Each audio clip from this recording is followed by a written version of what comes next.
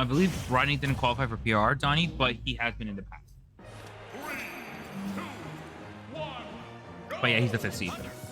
Okay, here we go. Game number 1 against Aegis and Fletchling.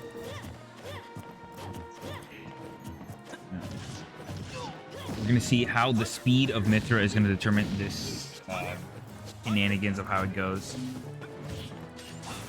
So, very excited to see.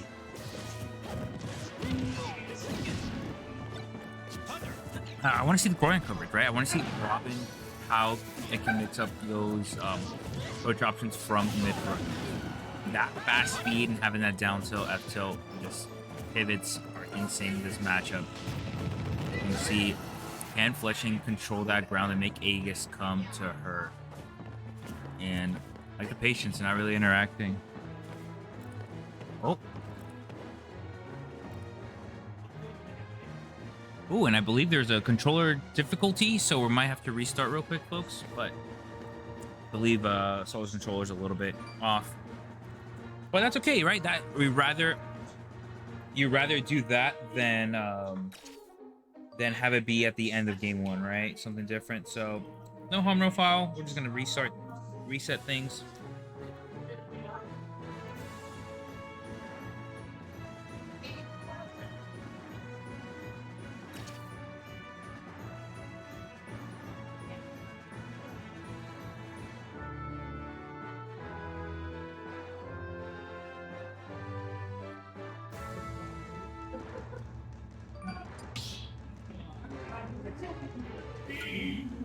Oh, I think they're okay. We may restart. There's either or happens, right? If you guys want to restart, that's totally awesome. But either gonna get into it or yeah, good restart. That's good.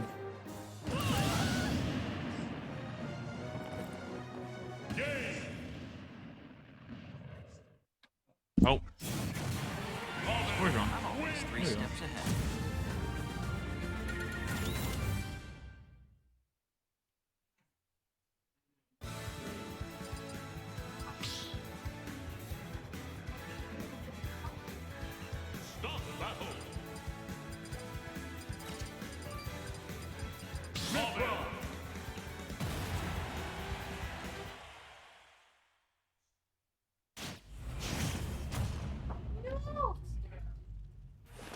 Okay, nothing happened, folks. Game number 1 starting off on PS2.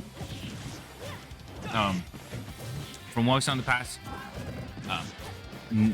Saltlord's approach options and convergence off of that dash attack and down tilt has been pretty well, right? Got to contest that Robin speed. Really only has that momentum in the air to really mix up approach options. You know, run speed has been known in the past to be a little off-putting, especially when fighting a character as explosive and fast as Mithra. But nevertheless, Fletchling finding her approach options, trying to get that center stage to set up for the book. All right, noticing the sword is coming almost out of play and ready for the catch, especially with those item play. So you gotta be very aware as a Robin here of your resources that you have off stage. Great catch to counteract that Pyra up. And this can swing either way, catching the jump, but not able to capitalize on that big punishment and huge hitbox on that dash attack coming into play, allowing Saltlord to take the first stock. Don't do it, a dash attack. Oh, don't think got that sweet spot right there. Very unfortunate not killing, because now Saltlord is in command of that ledge. As I say so, still not able to die, almost at 200. This is where you don't want to get tunnel vision, right? Yes, you want to get the kill, but you also don't want to rush it. Because then you start telling yourself your vision. But so far, getting that punishment there. Able to kill with the sword across the stage. Had to do it somehow. We still got to steal 2 more fresh stocks from Saltlord. And as a player explosive as Saltlord, it's very hard to maneuver your way inside. And look at that, Fletchling approaching and able to get a bead.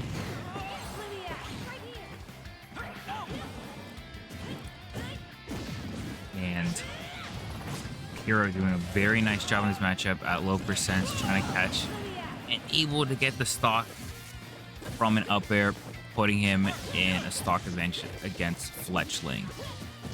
So we'll see how that tends out to work. But this is where the conversions have to happen on Fletchling, especially on the ledge trapping as a Robin player. If you're a Robin player, you really have to capitalize on your ledge trapping to make sure they don't get out of there and keep staying off stage. Sooner or later, Robin's attacks will kill. Great catch, and I think that might be it. Yeah, catching with one of her projectiles. Great down max catch, and now putting them into an awful position off stage. Able to avoid Saltlord just by seconds. This is where it's troubling now. As a Robin player, having to play from behind may not always be the best, because you have to be the one putting in the work, right? If you want to get the damage. So this would be very not over, right? Having her book is very useful, and her own sorts, and not able to get the book spawn and put him in a bad spot. But close enough that F tilt putting in work this game. Can Fletchling remain alive enough to try to convert off one arc fires? I know the setups are there at this percent. But playing very patiently. I love it. Not really wanting to commit to anything yet. Trying to catch Saltlord off guard. Waiting for the sword, and yikes. I like the patience from trying to reset the spawn.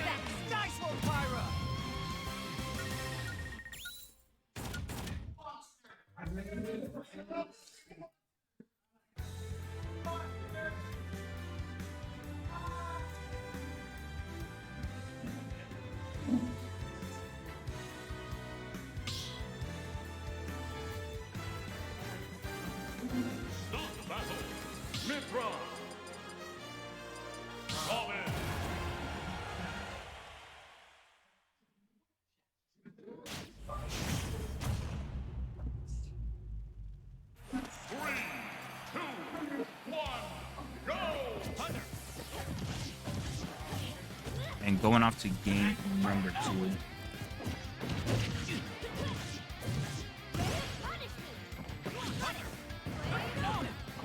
Wow, what a start from Saltlord.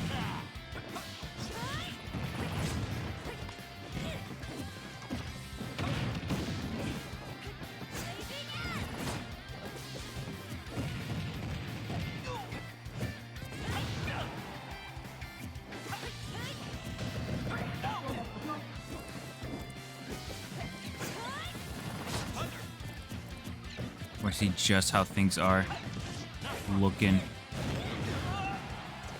Wow, that up smash almost killing Saltlord at such a low percent.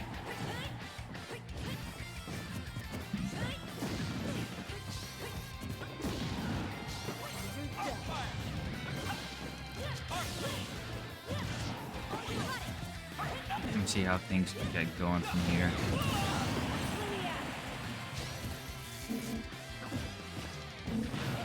Wow. Saltlord showing us just a progression that he's been making as a player. Very, very good to see. I don't know if Fletchling still got tricks up her sleeve as a Robin player, right? Has in that 11 sword is huge in situations like this. Ooh, catch.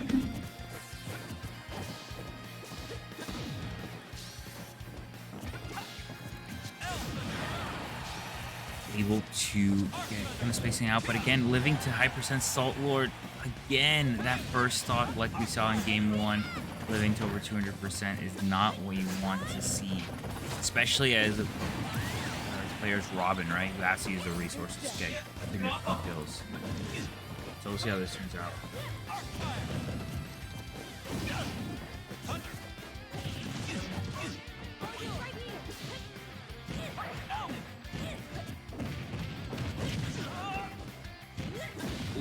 catching that air dodge off stage, almost allowing for that early spike. And this is where Saltlord is known for being on the ledge, not letting you get away that easy. Using those resources that Aegis has. But yeah, very, very good. Right there, not really doing anything yet.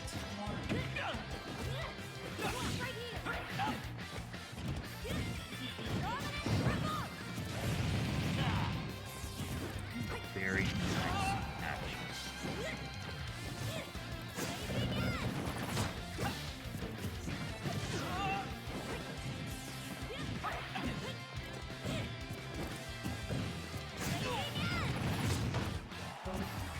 Okay, 90% still active. Fletchling. Gotta use those resources that you have on that second stock, right? Definitely want to tack on as much damage as you can, but a player like Saltlord isn't gonna let that happen that easy. Catching that landing with the second hit in air. Very, very good situation. Ooh, and a misappropriate time, and Saltlord not able to punish that unsafe recovery coming from Fletchling. There is still a chance. Almost killing. Not what you want to see as Fletchling, and running into again the spacing on that potential last winner stock here at Smash 3. Joining Mike, ladies and gentlemen, the man himself, cross country and I believe track runner as well. Azoth joining me on the mic in this interesting game too. Telling them how focusing on the last stock on winners. Yeah, potentially. I mean, this is looking pretty brutal. Yes. This is a steep uphill climb. Already halfway to kill percent, a little more than halfway. The level up that Saltlord has been portraying to just make PR coming at it. Absolutely. Like that, just showing you abilities. Troubles with Fletchling again, but he hasn't been getting that any early kills. It has been at this percent above 150. That's really brutal, especially against Aegis, who, you know, is so good at finding openings and is so good at really just racking up the damage. This is not a fun spot to be in. Especially if you have to use your resources to also capitalize, right? Once that 11 sword goes away, your aerials aren't that strong. Yeah. Attractive, you know, to prone to just rush in there. I don't know what it's like range-wise. Ooh. With a shield that low, being on the ledge here is not a fun situation to be in. It's looking like the end of the winner's run right here.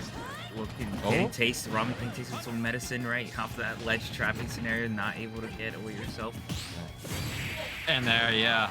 Very good capitalization on that parry. A great DI from Fletchling.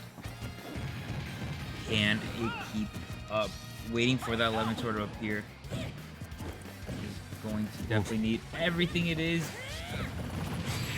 And that's going to do it, most likely, yeah. Unfortunate poke is going to take Saltlord favor 2-0 against Fletchling. Yeah, Saltlord's so clean at the ledge, just really keeping that pressure on. Yeah, and that was for top 8, folks. So we got a winner. Yeah, I forgot to update the winners.